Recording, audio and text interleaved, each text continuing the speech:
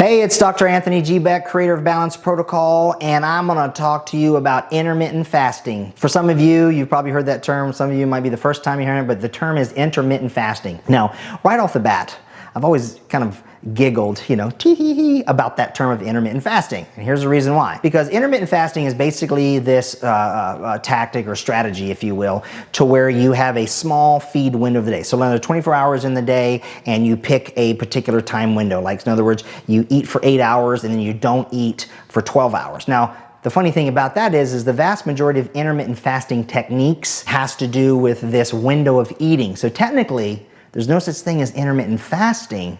There's intermittent eating. If you're only eating for 6 to 8 hours, but then you are not eating for 12 to 16, you're fasting more than you're eating. So that's technically intermittent eating. So that's how I kind of make fun of that a little bit. There's a whole bunch of health coaches, biohackers, and self-proclaimed experts and gurus out there promoting intermittent fasting for everybody. But guess what? I haven't found any of them that tell you the contraindications or how to include or exclude you from doing intermittent fasting. That's a big subject, and it just depends. It depends upon your current disease state or health state. It depends upon medications. It depends upon the status of various physiological systems. I'll give you just one example. Every patient that I work with, I always test their urea cycle and their urea metabolites, all the way from arginine to ornithine to citrulline to actual urea levels in the blood. Well, if you have very low urea or protein status or a low nitrogen balance, you have no business intermittent fasting. In my clinical experience, it actually makes the person worse. Now, here's the other problem.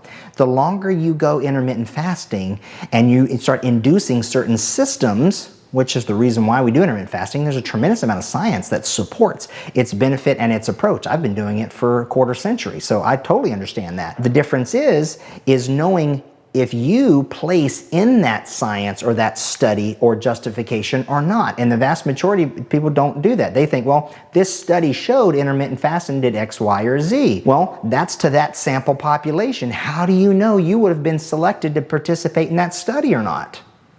You ever think about that? And the vast majority of so-called experts and biohackers and people out there promoting intermittent fasting as their niche don't know that. Why? Because they're not a trained clinician, nor do they really look at the science from the proper perspective. It's just a sellable thing, and they'll teach you and give you guides and help you to do that with no separation of you and your story from anyone else. So there's a lot of people that intermittent fasting can actually be quite harmful to and induce too much autophagy or too much of a catabolic state, okay, or too much of an anabolic state. So end of the day, intermittent fasting, yes, is a useful tool. The key is to have proper functional laboratory assessments to know what you're doing prior to embarking upon that.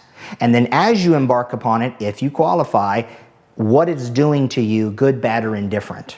And that's the difference in the litmus test I wanted to share with you guys today. And this goes into play with any other strategy or technique that you see out there. I'm not poo-pooing on them and saying they're not good or they don't work. What I'm saying is they can, through the proper context of the individual, that can only be revealed by proper functional laboratory assessment and clinical experience from a clinician who knows what they're doing. Hope this makes sense to you guys. And until next time, live life in balance.